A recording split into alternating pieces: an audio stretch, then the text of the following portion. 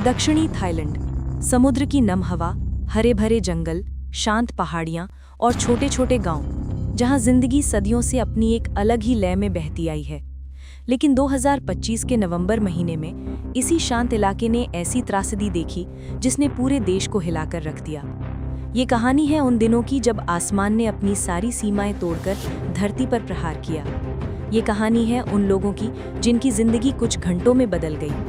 और ये कहानी है उस संघर्ष की जो इंसान ने पानी के सुनामी जैसे प्रकोप के सामने किया। नमस्कार दोस्तों, स्वागत है आपका हमारी चैनल करंट वर्ल्ड इन्फॉर्मेशन में। शुरुआत होती है लगातार बरसते बादलों से।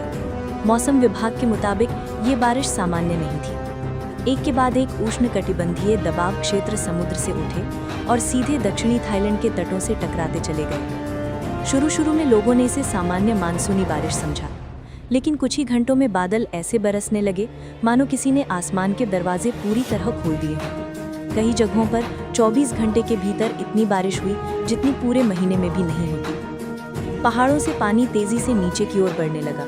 छोटी छोटी नदियां अचानक उफनकर खतरनाक जलधाराओं में बदल गईं। सड़कें, गलियां और खेत सब देखते ही देखते पानी में समाते चले गए।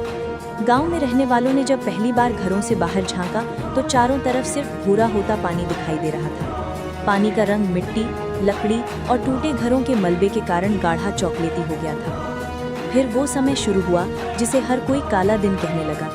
आधी रात के समय कई इलाकों में अचानक परिस्थितियां इतनी बिगड़ गईं कि लोगों को भागने का मौका तक नहीं मिला।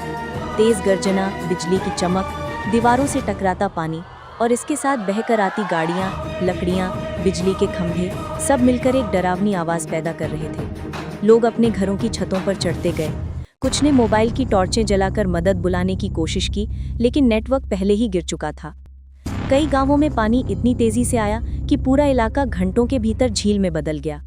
स्थानीय प्रशासन और बचाव दल को हालात का अंदाजा लगते लगते सुबह हो चुकी थी। हेलीकॉप्टर और नावें भेजने की कोशिश की गई, लेकिन तेज हवाएं और लगातार बारिश ऑपरेशन को बेहद मुश्किल बना रही थी। कई बचाव कर्मियों ने बताया कि स्थिति युद्ध जैसी थी।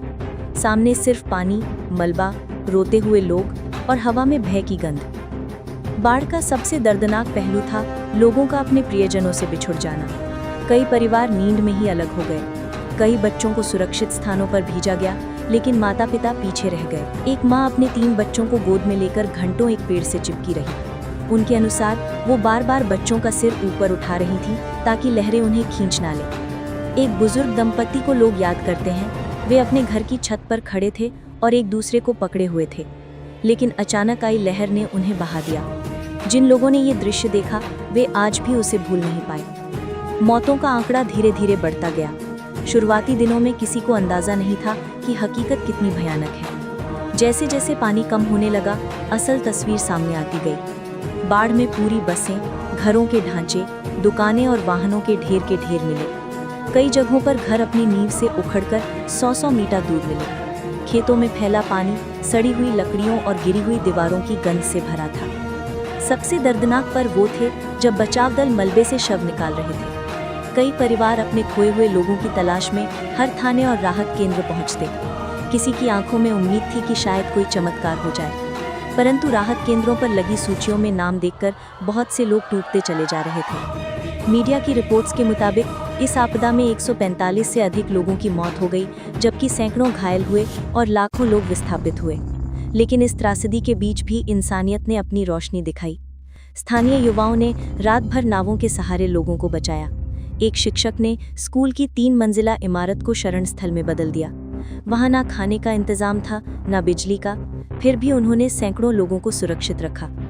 कई साधारण किसानों ने अपनी पुरानी नावें निकालकर बचाव कार्य में हिस्सा लिया। एक व्यक्ति ने अपनी छोटी नाव में 27 लोगों को बचाने के बाद कहा कि अगर नाव डूब भी जाती तो भी डर नहीं, क्योंकि बिना कोशिश किए कोई कैसे जी सकता है। सरकार ने पूरे देश से बचाव दल भेजे। सेना, नेवी और स्वयंसेवकों ने मिलकर बचाव कार्य को तेज किया।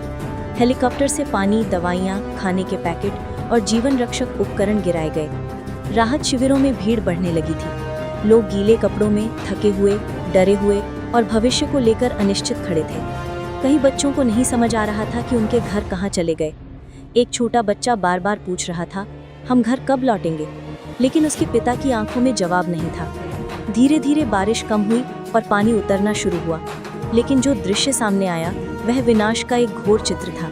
सड़कों पर सिर्फ कीचड़ और टूटे हुए घर, बिजली के खंभे गिरे पड़े थे, दुकानें पूरी तरह खाली हो चुकी थी। घरों के अंदर घुटनों तक कीचड़ भरा था।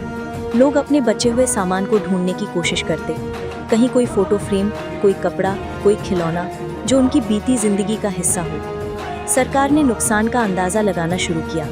कृषि क्षेत्र में भारी तबाही हुई थी, मछुआरों की नावें नष्ट हो गई थीं। छोटे व्यापारियों के पास फिर से शुरू करने के लिए लगभग कुछ नहीं बचा था।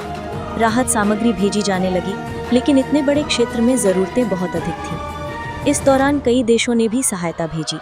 पड़ोसी देशों ने चिकित्सा दल और राहत सामग्री पहुंचाई। अंतर्राष्ट्रीय एजेंसियों ने अस्थायी घर, पानी शोधन की मशीनें और स्वास्थ्य सहायता देने की योजना शुरू की। लेकिन जब किसी इलाके का अस्तित्व ही लगभग खत्म हो जाए तो फिर से सामान्य जीवन की ओर लौटना आसान नहीं होता। परंतु इंसान की ताकत हमेशा उम्मीद से ऊपर होती है। बाढ़ उतरने के बाद लोगों ने अपने घरों की सफाई शुरू की। बच्चों ने स्कूल की बेंचों को धूप में सुखाया। किसान कीचड़ से भरे खेतों में उतरकर मिट्टी को पलटने की कोशिश करने लगे। कई जगहों पर सामुदायिक किचन खोले गए, जहां सब मिलकर खाना बनाते और खाते। बुजुर्गों ने बच्चों को समझाया कि जीवन रुकता नहीं, आगे बढ़ता है। इस आपदा ने ये भी दिखाया कि जलवायु परिवर्तन सिर्फ एक शब्द नहीं, बल्कि एक वास्तविकता है जो अब बार बार हमें चेतावनी दे रही है। असामान्य बारिश, समुद्र का बढ़ता स्तर, अनियमित तूफान, ये सब आने वाले समय की बड़ी चुनौतियों की ओर इशारा करते हैं। विशेषज्ञों ने साफ कहा कि अगर तैयारी और चेतावनी प्रणाली को और मजबूत नहीं किया गया तो भविष्य में ऐसी त्रासदियां और भयानक हो सकती हैं। परंतु इस त्रासदी ने एक बड़ी सीख दी कि सबसे मुश्किल वक्त में भी इंसान एक दूसरे का साथ देकर उम्मीद बनाए रखता है। दक्षिणी थाईलैंड के लोग आज भी टूटी हुई दीवारें, बह गए दरवाजे और खाली खेत देखते हैं, लेकिन उनकी आंखों में डर नहीं, बल्कि एक नई शुरुआत की चमक है। उन्होंने अपने घरों को फिर बनाने का इरादा कर लिया है। उन्होंने तय किया है कि चाहे कितनी भी मुश्किल क्यों ना आए, वे हार नहीं मानेंगे। और ये कहानी सिर्फ एक बाढ़ की नहीं है, ये कहानी है साहस, मानवता और पुनर्जन्म की। ये कहानी है उन बहादुरों की जिन्होंने अपने गांव, अपने परिवार, अपने पड़ोसियों और अनजान लोगों को बचाने के लिए अपनी जान की परवाह नहीं की। ये कहानी है उन बच्चों की जिन्होंने अपनी मासूम आंखों से विनाश देखा, लेकिन फिर भी मुस्कुराना नहीं छोड़ा। ये कहानी है एक ऐसी धरती की जिसने बहुत कुछ खोया, लेकिन फिर भी खड़ी है और आगे बढ़ रही है। और अंत में दोस्तों, अगर आपको ये जानकारीपूर्ण डॉक्यूमेंट्री पसंद आई हो तो हमारे चैनल करंट वर्ल्ड इन्फॉर्मेशन को सब्सक्राइब, लाइक और शेयर ज़रूर करें। आपका एक क्लिक हमें ऐसे और भी महत्वपूर्ण विषय आपके सामने लाने की प्रेरणा देता है।